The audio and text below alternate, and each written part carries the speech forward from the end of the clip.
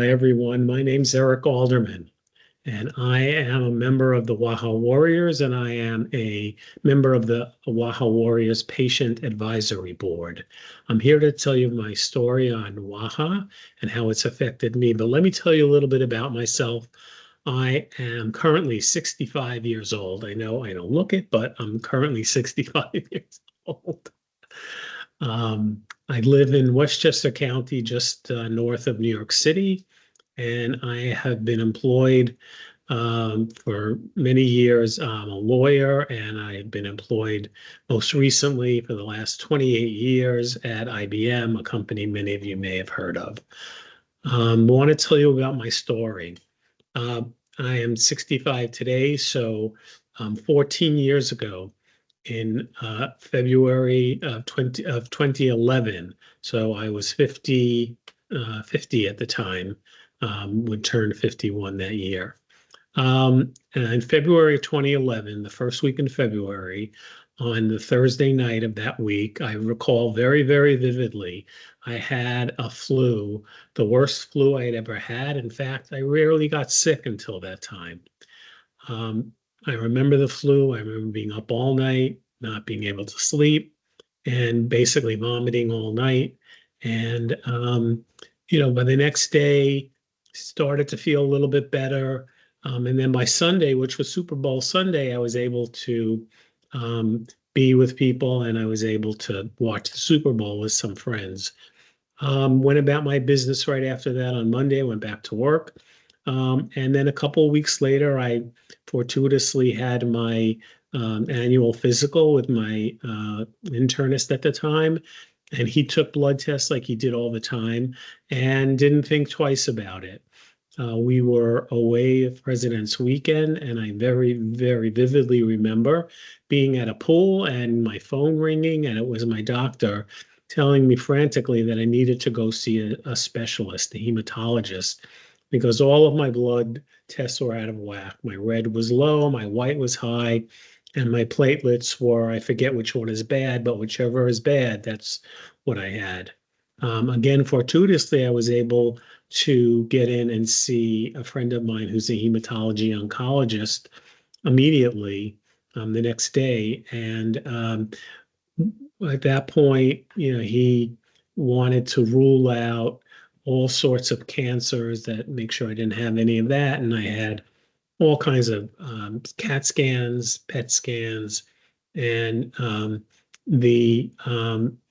that point, so this is February 2011, he had ruled out basically all the cancerous things, blood cancers that I could have, or any cancer that I could have. And he started thinking that what I had was more of a benign hematological problem.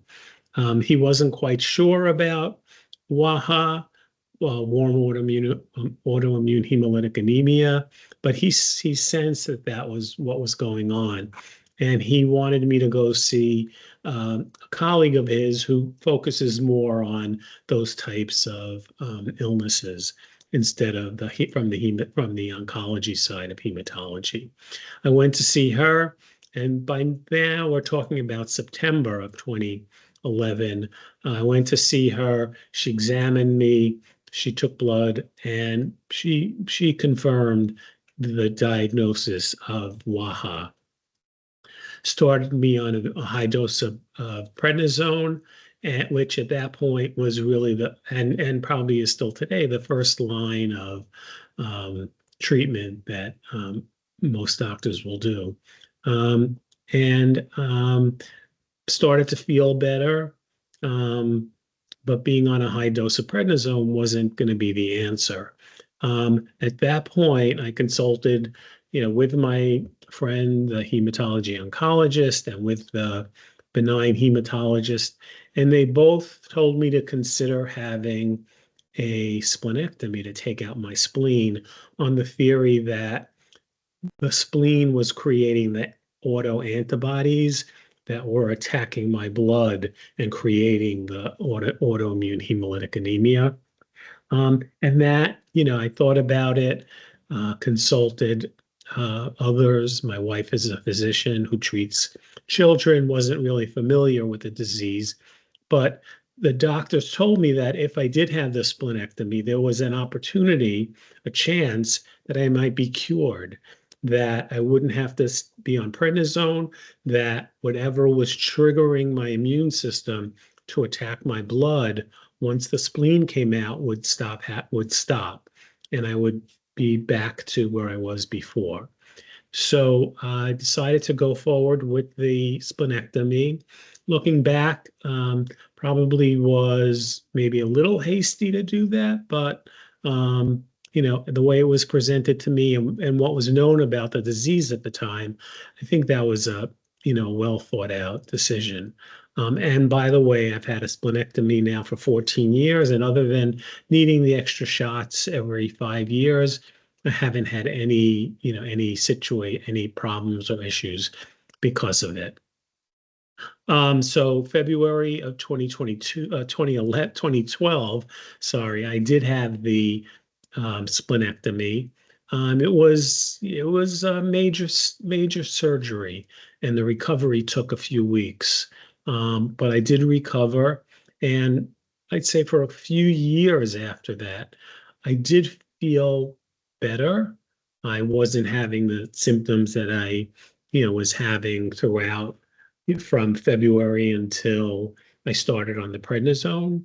I was still on a small dose of prednisone during that time, those couple of years, but generally felt well until 2015 when I was away on a vacation. And during that vacation, I had the same kinds of symptoms I was having throughout that first period from February 2011 to when I started on the prednisone. And that was, I couldn't fall asleep. I had sort of whooshing in my ear, and anytime I would try to fall asleep, I would just, hear that. And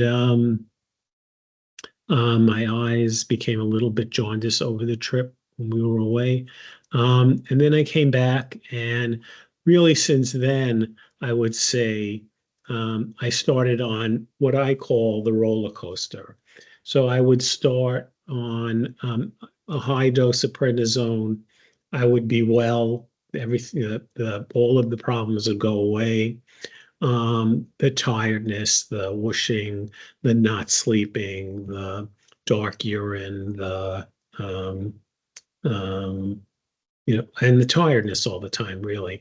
So that all went away when I went on the high dose of prednisone, and then I would wean off, get to a pretty low dose in the single digits, and then I would crash, and my hemoglobin would go down really low, and as I was weaning down, it would start to come down, but then it would sort of hit a bottom, go back up, and do that, and that was for a couple of years, about a year or so.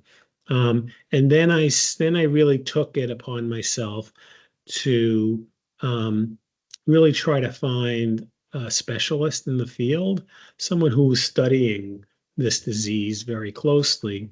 And I took trips up to uh, Dana-Farber Institute in Boston, which is a major cancer center, really to get that second opinion that all the cancers were ruled out, and that they were able to do that. And I should say also that I'm very lucky that I work for a company like IBM because they provide a benefit for employees that enables you to get a second opinion from experts in the field. Um, he ruled out all the cancers, and his point of view was if it took being on prednisone um, for the rest of my life, if I didn't go up to really high doses, but was able to find that where everything was cool without going too high in the prednisone or too low, then that could be a long-term solution.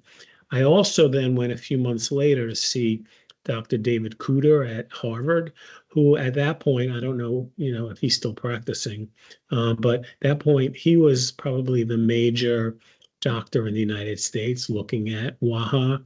And I made an appointment to see him. went to see him in his clinic with, all his other patients, and he and his he had a fellow who worked with him who were really, were locked in on exactly what I was going through. And they recommended some other types of treatments that had worked in some, in some people, including getting shots of either Aranesp or some sort of, a shot that would stimulate the blood, the production of the blood. And it's something that very commonly cancer patients take. So that, and we tried that. We tried some of the other things that he recommended.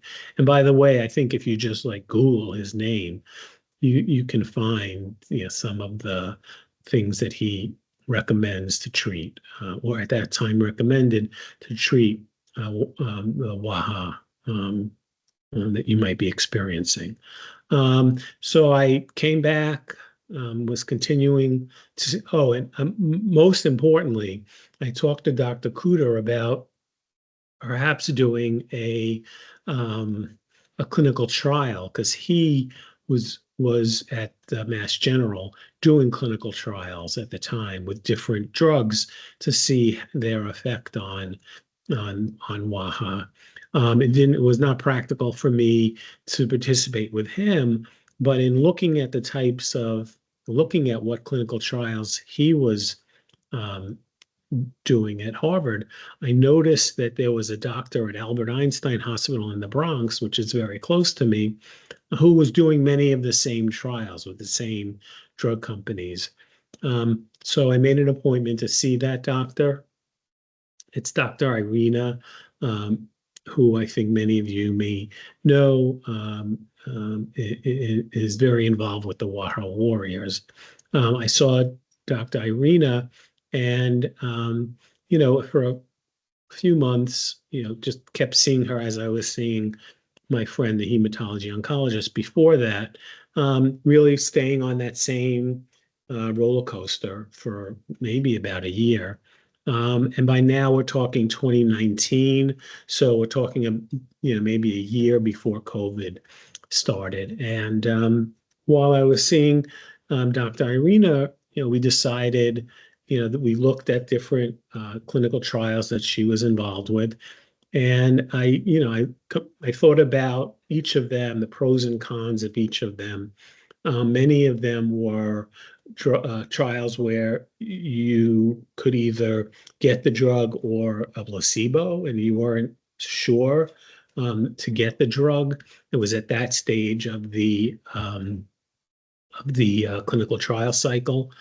But there was one um, clinical trial that she was doing that where you were sure to get the drug. And I thought, given, the long time I had already been, suffering with the WAHA, I thought that might be the best one to do. And we started that clinical trial. And it was it really was a good experience. I mean, knowing that I was getting the drug was very helpful. And there's many, you do have to see the doctor often, so the proximity is important. And other than that, it really wasn't, they take blood from you more often, and do other tests more often. But I would say in general, it wasn't that much of an effort to participate in the trial. So I stayed on that drug for probably about 6 months through the trial. And then during that time, my hemoglobin was a little steadier. Maybe the roller coasters were not as high and low, but it was, and that was really in the beginning. After probably about 3 or 4 months, it was going back closer to where it was before. I was able to stay on the clinical trial for an extra period of time. I guess they do that for compassionate reasons in most clinical trials. And Finished out the trial. At some point, I think the drug company thought that, they had gotten what they needed, and I wasn't really showing any benefit from the clinical trial. So that was the end of 2021 by the time that all happened. And I remember after I stopped that drug, I had a bad cold. I don't think it was COVID at the time, but it was that December. I had a crash and I needed a blood transfusion, which I had one before pretty early on in the cycle. And then, so at the end of 2021, I had to have a blood transfusion. And I thought, okay, here we are, back to scratch. And lo and behold, after that, we went back to the Aranesp shots and was doing that pretty often. And my hemoglobin regulated, and I'm knocking wood very much. But from that time in early 2022 until now, so 3 years and a couple of months, um, my hemoglobin has been rather steady. Have not had any ups and downs. It goes down a little, comes back. I think I did have COVID once. It went down and came back. Last year, I broke a bone, and it went down and it came back. So it's stayed, it's steady. It has the last couple of months been fluctuating a little bit, and that's worrisome because I don't know what's going to happen now. But knock wood, everything will resolve, and then maybe that was due to a cold or something that I was having. So I just want to, so that's my story. My experience with Waha, from I've seen, is everybody has it a little bit different. But if there's anything that I told you that clicks a bell for you, rings a bell for you, or clicks something in your mind, please reach out to me. I'm happy to get in a little bit more detail even on the story and give you, some guidance on, what may be going on and what are things that you might want to consider along your journey. Everyone has their own journey, but there is commonality, and we're a community and we want to help each other, and doing a video like this is another way of helping everyone, so everyone can know, like someone like me who's probably had one of the longest stretches of Waha. um, I think there's a couple of our warriors who have had the disease longer than I, but and have had it over such a long time with a lot of different phases. Now, I don't know, am I in remission? I don't even know what that means, but I feel good, and I hope you can get to that point too. So with that, I'll close, and you just be in touch with Karen Jones if you ever want to talk to me, or run anything by me from a layman patient perspective. Take care. Nice to talk to you. Bye bye.